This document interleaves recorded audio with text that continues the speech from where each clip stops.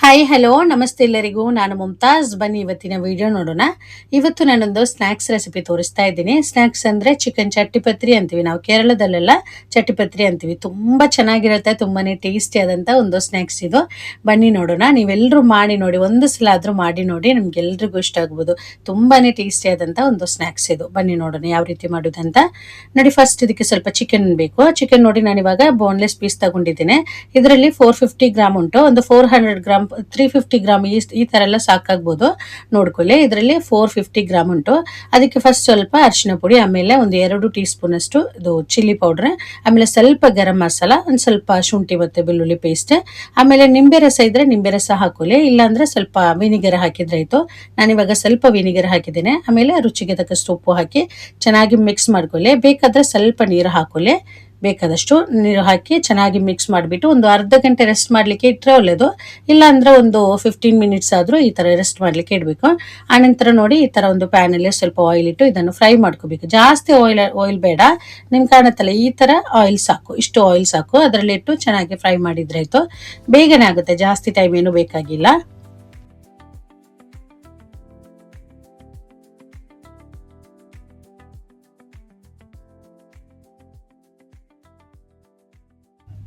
ನೋಡಿ, ಚಿಕನ್ ಎಲ್ಲ ಫ್ರೈ ಆಗಿ ಬಂದಿದೆ, ಇಷ್ಟು ಸಾಕು. ಇದನ್ನು ತೆಗಿತಾ ಇದ್ದೀನಿ.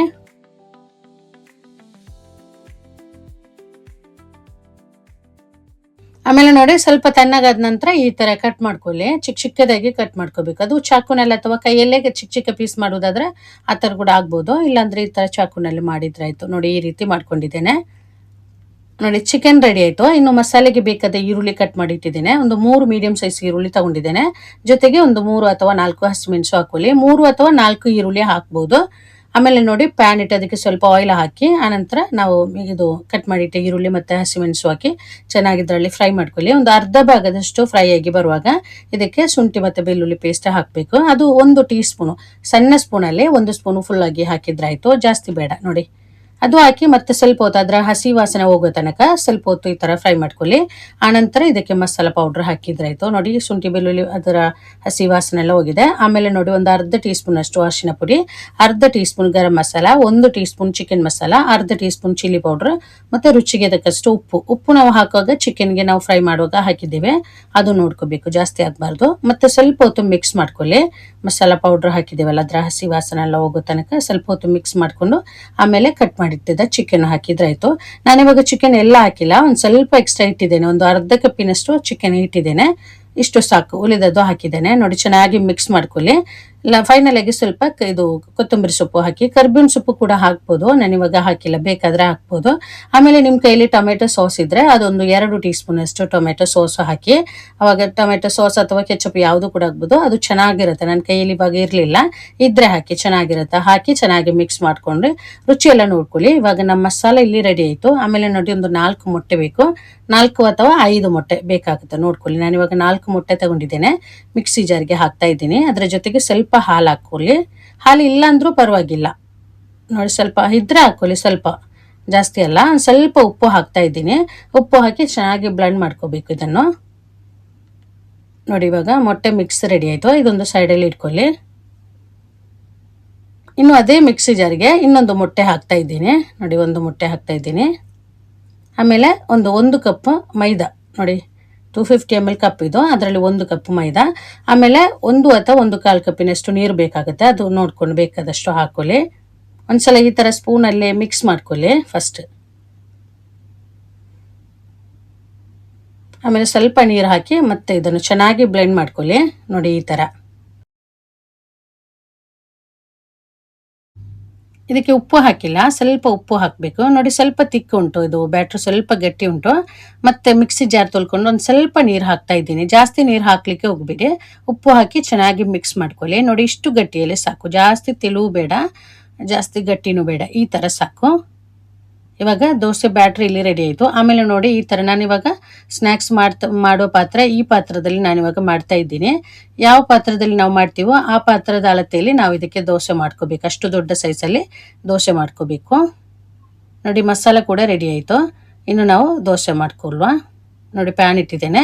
ಸಣ್ಣ ಉರಿಯಲ್ಲಿ ಇಟ್ಕೊಳ್ಳಿ, ಅಂದರೆ ನಾವು ಮೈದಾ ದೋಸೆ ಎಲ್ಲ ಬೇಗ ಆಗುತ್ತೆ, ಅದಕ್ಕೋಸ್ಕರ ಸಣ್ಣ ಉರಿಯಲ್ಲಿಟ್ಟು ಮಾಡಿದ್ರೆ ಆಯಿತು, ಬೇಗನೆ ಆಗುತ್ತೆ.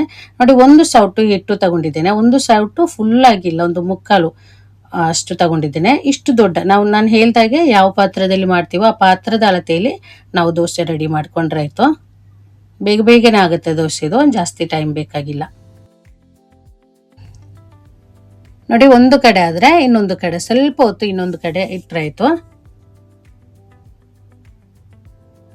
ನೋಡಿ ಈ ರೀತಿ ಮಾಡ್ಕೊಳ್ಳಿ, ಎಲ್ಲ ದೋಸೆನೂ ಇದೇ ತರ ಮಾಡ್ಕೊಳ್ಳಿ. ಸಣ್ಣ ಉರಿಯಲ್ಲೇ ಇಟ್ಟು ಮಾಡಿದ್ರೆ ಆಯ್ತು.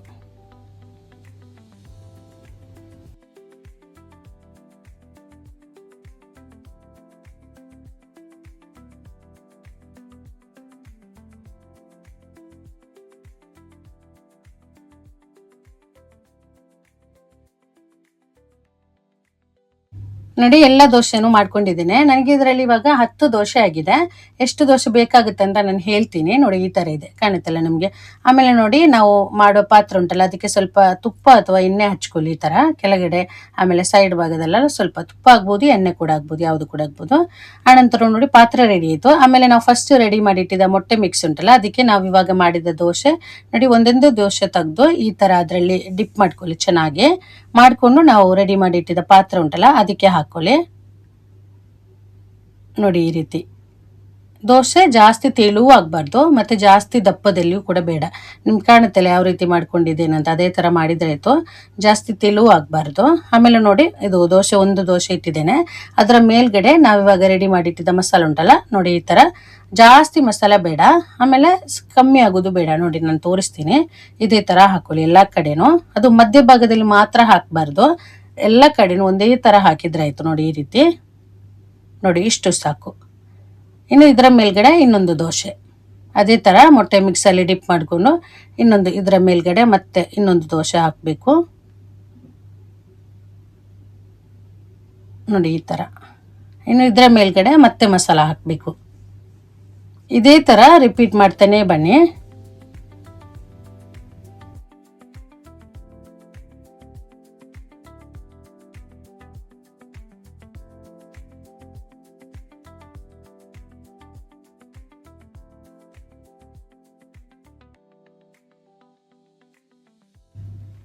ನೋಡಿ ಇನ್ನು ಲಾಸ್ಟ್ ಇದು ದೋಸೆ ಇಡ್ತಾ ಇದ್ದೀನಿ. ಟೋಟಲ್ ಆಗಿ ನಾನು ಇವಾಗ 8 ದೋಸೆ ಇಟ್ಟಿದ್ದೇನೆ. ನೋಡಿ ಇಷ್ಟು, ಇಲ್ಲಿಗೆ 8 ದೋಸೆ ಆಯ್ತು.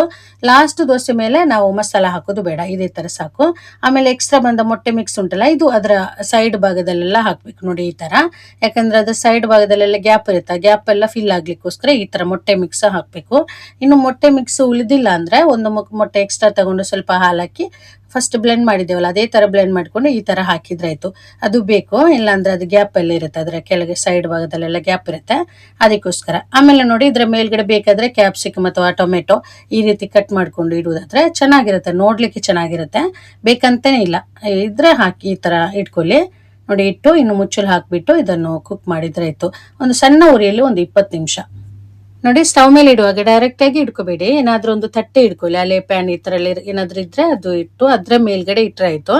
ಅತಿ ಸಣ್ಣ ಉರಿಯಲ್ಲ, ಒಂದು ಮೀಡಿಯಂ ಟು ಲೋ ಫ್ಲೇಮ್ ಅಲ್ಲಿ ಇಟ್ರೆ ಆಯ್ತು. ಜಾಸ್ತಿ ಸಣ್ಣ ಉರಿಯಲ್ಲಿ ಬೇಕಂತಿಲ್ಲ, ಅಂದ್ರೆ ಇದು ಆಲ್ರೆಡಿ ಎಲ್ಲ ಕುಕ್ ಆದದ್ದೇ, ಜಾಸ್ತಿ ಟೈಮ್ ಬೇಕಾಗಿಲ್ಲ.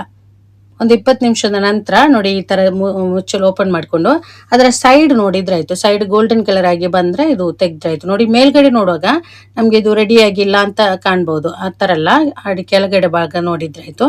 ಆಮೇಲೆ ನೋಡಿ ಇನ್ನೊಂದು ಪ್ಯಾನ್ಗೆ ಸ್ವಲ್ಪ ಎಣ್ಣೆ ಹಚ್ಚಿಬಿಟ್ಟು ಅದು ಆ ಕಡೆ ತಿರುಗಿಸಿ ಒಂದು 5 ನಿಮಿಷ ಮತ್ತೆ ಇನ್ನೊಂದು ಕಡೆ ಗೋಲ್ಡನ್ ಕಲರ್ ಆಗಿ ಬರ್ಬೇಕು. ಒಂದು 5 ನಿಮಿಷ ಸಣ್ಣ ಉರಿಯಲ್ಲಿ ಇಟ್ರಾಯ್ತು. ನೋಡಿ ಇವಾಗ ಸ್ವಲ್ಪನಿದು ಸೀದೋಗಿಲ್ಲ, ಕಪ್ಪಾಗಿಲ್ಲ, ಏನೂ ಆಗಿಲ್ಲ, ಚೆನ್ನಾಗಿ ಬಂದಿದೆ. ಇವಾಗ ನಮ್ಮ ಚಟ್ಟಿ ಪತ್ರಿಲಿ ರೆಡಿ ಆಗಿದೆ. ನೋಡಿ ಎಷ್ಟು ಚೆನ್ನಾಗಿದೆ ಅಂತ, ತುಂಬಾನೇ ಟೇಸ್ಟಿ ಆದಂತ ಒಂದು ಸ್ನಾಕ್ಸ್ ಇದು, ತುಂಬಾ ಚೆನ್ನಾಗಿರುತ್ತೆ ಇದು. ನೀವು ಮಾಡಿ ನೋಡಿ. ಇದ್ರಲ್ಲಿ ಏನಾದ್ರೂ ನಿಮ್ಗೆ ಡೌಟ್ಸ್ ಇದ್ರೆ ಕೇಳಿ ನೀವು. ಇದು ನನಗೆ ಇವಾಗ ಕಟ್ ಮಾಡಿ ತೋರಿಸ್ಲಿಕ್ಕೆ ಆಗಲ್ಲ, ಅಂದ್ರೆ ನಾನಿದು ಒಬ್ಬರಿಗೆ ಕೊಡ್ಲಿಕ್ಕೋಸ್ಕರ ಮಾಡಿದ್ದೇನೆ. ಅದು ಒಬ್ಬರಿಗೆ ಕೊಡುವಾಗ ನಾವು ಕಟ್ ಮಾಡಿ ಕೊಡೋದು ಸರಿಯಲ್ಲ, ಅದಕ್ಕೋಸ್ಕರ ಕಟ್ ಮಾಡ್ತಾ ಇಲ್ಲ. ನಿಮ್ಗೆ ಇದು ನೋಡುವಾಗ್ಲೇ ಗೊತ್ತಾಗ್ಬೋದು ಎಷ್ಟು ಚೆನ್ನಾಗಿರುತ್ತೆ, ಎಷ್ಟು ಟೇಸ್ಟಿ ಆಗಿರುತ್ತೆ ಅಂತ. ತುಂಬಾ ಚೆನ್ನಾಗಿರುತ್ತೆ, ನೀವೆಲ್ಲರೂ ಮಾಡಿ ನೋಡಿ, ನಿಮ್ಗೆ ಎಲ್ರಿಗೂ ಇಷ್ಟ ಆಗ್ಬೋದು. ಆಮೇಲೆ ಇದು ಮಕ್ಕಳಿಗೆಲ್ಲ ತುಂಬಾನೇ ಇಷ್ಟ ಆಗುತ್ತೆ, ಮಕ್ಕಳು ಇಷ್ಟಪಟ್ಟು ತಿಂತಾರೆ. ಮಾಡಿ ನೋಡಿ. ಇವತ್ತಿನ ರೆಸಿಪಿ ನಿಮ್ಗೆ ಇಷ್ಟ ಆದ್ರೆ ದಯವಿಟ್ಟು ನನ್ನ ಚಾನೆಲ್ ಸಬ್ಸ್ಕ್ರೈಬ್ ಮಾಡ್ಕೊಳ್ಳಿ, ಹಾಗೇನೆ ಲೈಕ್ ಮಾಡಿ, ನಿಮ್ಮ ಅಭಿಪ್ರಾಯ ಕಮೆಂಟ್ ಮೂಲಕ ತಿಳಿಸಿ, ಮತ್ತೆ ನಿಮ್ಮ ಫ್ಯಾಮಿಲಿ ಫ್ರೆಂಡ್ಸ್ ಜೊತೆ ವಿಡಿಯೋನ ಶೇರ್ ಮಾಡ್ಕೊಡಿ. ಇನ್ನೊಂದು ಒಳ್ಳೆ ರೆಸಿಪಿಯೊಂದಿಗೆ ಮತ್ತೆ ಸಿಗ್ತೀನಿ. Thank you.